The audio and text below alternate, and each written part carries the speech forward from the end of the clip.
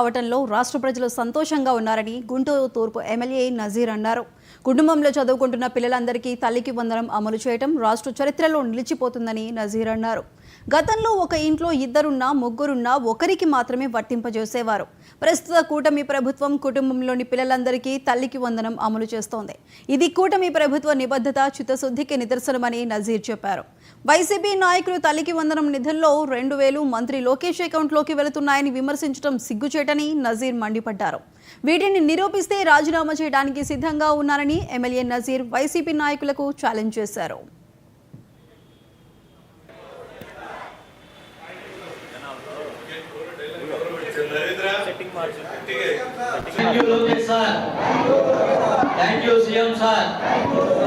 ఆరు వాగ్దానాల్లో రాష్ట్రంలో ఉన్నటువంటి ప్రతి ఒక్క విద్యార్థికి కూడా విద్యకు దూరం కాకూడదనేటువంటి ఆలోచనతో పెట్టినటువంటి తల్లికి వందనం కార్యక్రమం చెప్పినటువంటి మాట చెప్పినటువంటి విధంగా రాష్ట్రంలో ప్రతి ఇంట్లో ఉన్నటువంటి విద్యార్థికి కూడా అందించేటువంటి ఒక కార్యక్రమాన్ని ఈరోజు దాదాపు 10,700 కోట్ల రూపాయలు ప్రతి విద్యార్థికి కూడా ఒక ఇంట్లో ఒకళ్ళ ఇద్దరా ఐదుగురా నలుగురా అనేటువంటి ఆలోచన కాకుండా చదువుకునేటువంటి ప్రతి ఒక్క విద్యార్థికి కూడా తల్లికి వందనం ద్వారా 13,000 రూపాయలు ప్రతి ఇంటికి కూడా జమ చేసినటువంటి పరిస్థితులు ఇదందరూ గమనిస్తూ ఉన్నాం.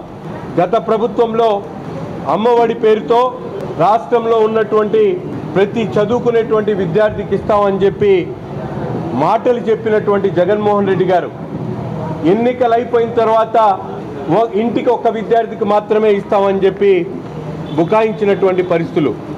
కానీ ఈరోజు నారా లోకేష్ గారు విద్యాశాఖ మంత్రిగా, ముఖ్యమంత్రి చంద్రబాబు నాయుడు గారు రాష్ట్రంలో ఆర్థిక పరిస్థితులు బాగలేకపోయినప్పటికీ కూడా ఎన్ని ఇబ్బందులు ఉన్నా కూడా చెప్పినటువంటి మాట చెప్పినటువంటి విధంగా 10,700 కోట్ల రూపాయలు దాదాపు 65 లక్షల మంది విద్యార్థులకు ఈరోజు తల్లికి వందనం కార్యక్రమం అందించినటువంటి పరిస్థితులు.